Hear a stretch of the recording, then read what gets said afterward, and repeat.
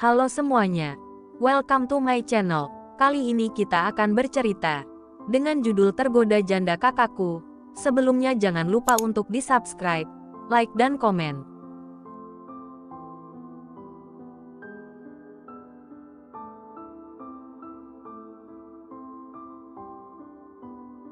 Episode 90, Memaafkan, Isabel, bisik Denny.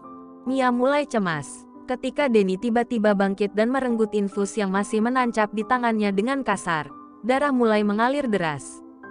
"Jangan gila, Denny, kamu masih sakit," seru Mia, panik. Denny berlari keluar dari kamar dengan gerakan liar, sambil terus berteriak memanggil nama gadisnya. "Isabel, Isabel." Beberapa perawat mendengar keributan tersebut dan segera datang.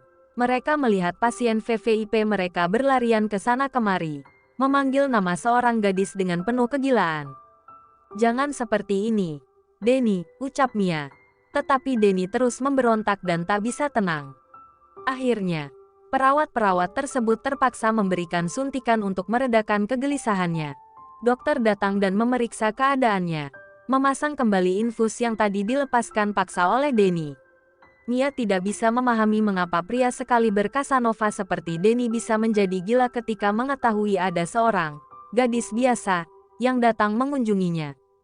Sementara itu, di kamar sebelah, Isabel menangis lagi. Meskipun dia mendengar keributan di luar, dia tetap diam di kamarnya. Isabel bisa mendengar Denny memanggil namanya dengan keras, dan dia mendengar jeritan pilu Denny yang menolak untuk kembali ke kamarnya.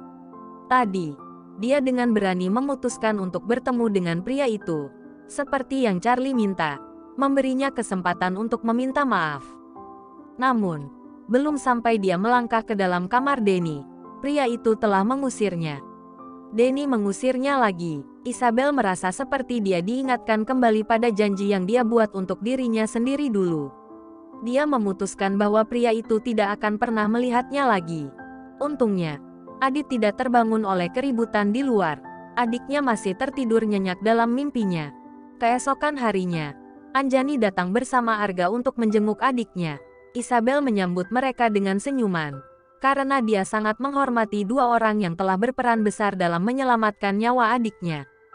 "Kak Anjani," sapanya. "Hai, bagaimana kabar Adit?" "Sudah lebih baik," tanya Anjani. "Sangat baik, Kak. Mungkin beberapa hari lagi dia sudah boleh pulang," jawab Isabel. Setelah berbasa-basi sejenak dengan dua kakak beradik tersebut, Arga pamit untuk menjenguk Denny yang, menurut sekretarisnya, berkeras hati untuk tidak pulang meskipun dokter sudah mengizinkannya. Arga mendekati Denny yang sedang duduk, mengamati makanannya. Sejak kehilangan gadisnya, Denny memang sudah kehilangan nafsu makannya. "Jangan cuma dilihatin, kamu nggak ingin Isabel takut padamu karena tubuhmu tinggal tulang doang," goda Arga. "Berisik." "Gak," protes Denny. "Mau ketemu?" "Enggak," tanya Arga. "Dia sudah lari lagi." "Bodoh, memang. Dia sudah datang. Malah aku mengusirnya," bentak Denny pada dirinya. "Kamu nggak mengikuti dia?" tanya kembali Arga. "Dia melarikan diri seperti orang gila. Begitu cepat," jawab Denny. "Kamu nggak kepikiran bagaimana kalau adiknya juga dirawat di sini? Kamu tahu Isabel nggak mungkin meninggalkan adiknya yang sedang dirawat," ucap Arga. "Oh Tuhan, kenapa aku tidak memikirkannya?" "Kamu benar. Sekarang antar aku ke sana," pinta Denny. Denny ingin segera mendapatkan informasi tentang adik kekasihnya. Dia berharap Arga benar, bahwa Isabel benar-benar ada di rumah sakit yang sama dengannya. Namun, sebelum dia berhasil turun dari ranjang, dia terkejut dengan dua wanita yang berdiri di depan pintu kamar rawatannya. Berkali-kali dia mengucek matanya, berharap ini bukanlah mimpi. Anjani sedang menggandeng Isabel di depan pintunya. Kepala Isabel tertunduk, seolah-olah enggan melihatnya. Hati Denny terasa sakit, tetapi dia merasa itu adalah harga yang pantas untuk kesalahannya. "Isabel," lirih Denny. Arga menoleh ke belakang, tidak menyangka bahwa istrinya akan membawa Isabel ke kamar Denny. Padahal, beberapa hari sebelumnya, ibu hamil itu sangat keras dalam menyembunyikan Isabel agar Denny bisa merenung. Anjani perlahan membawa Isabel masuk ke dalam. "Sayang, sebaiknya kita pergi ke kamar sebelah dan menunggu Adit," Kasihan kalau dia sendirian. Biar mereka berbicara, kata Arga, menggandeng istrinya keluar. Adit, kamar sebelah, tanya Denny, nama adik Isabel. Dan dia dirawat tepat di sebelah kamar ini.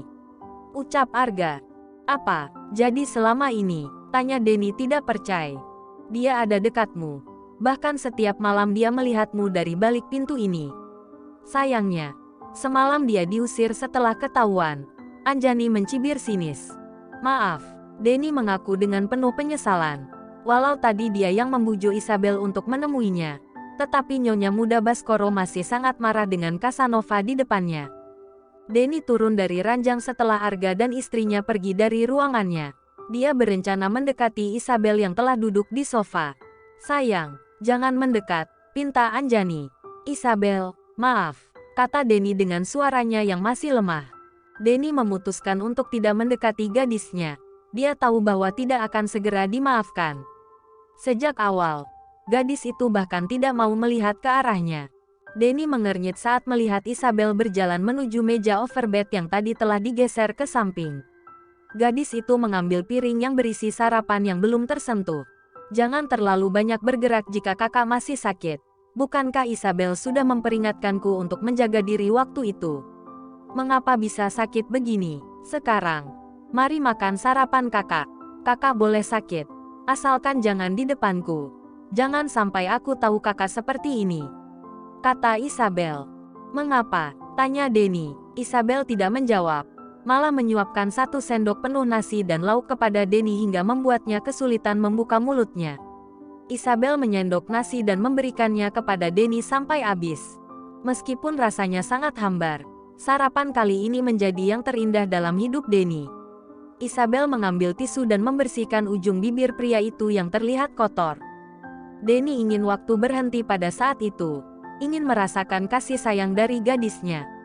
Meskipun sarapan telah selesai, Isabel masih enggan menjawab tatapan matanya. Denny merasa senang dalam hati karena mengetahui bahwa gadisnya masih sangat peduli padanya. Namun, dia tetap diam, memberi Isabel kesempatan untuk mengungkapkan perasaannya. Denny tahu bahwa Isabel pasti masih sangat marah padanya. Isabel mendengar bahwa dokter sudah mengizinkan kakak Unutek pulang. Setelah pulang dari sini, kakak akan menjalani hidup dengan baik karena aku tidak akan selamanya bisa memaksamu makan. Ujar Isabel. Kalau begitu, paksa aku. Bele, paksa aku setiap hari. Marahi aku jika aku melewatkan waktu makan. Marahi aku jika aku terlalu sibuk bekerja dan melupakan waktu makan. Marahi aku jika aku tidak rapi dalam merawat barang-barangku. Jika aku sembarangan meletakkan pakaian kotor di sofa ruang tamu. Marahi aku atas semua kelalaianku. Tapi tolong, jangan pergi lagi, aku mohon. Pinta Denny dengan lirih. Denny menghela nafas ketika Isabel menghindar saat dia mencoba meraih tangannya. Dia turun dari ranjang untuk duduk di sebelah Isabel, dan tersenyum ketika mendengar gadis itu bergumam.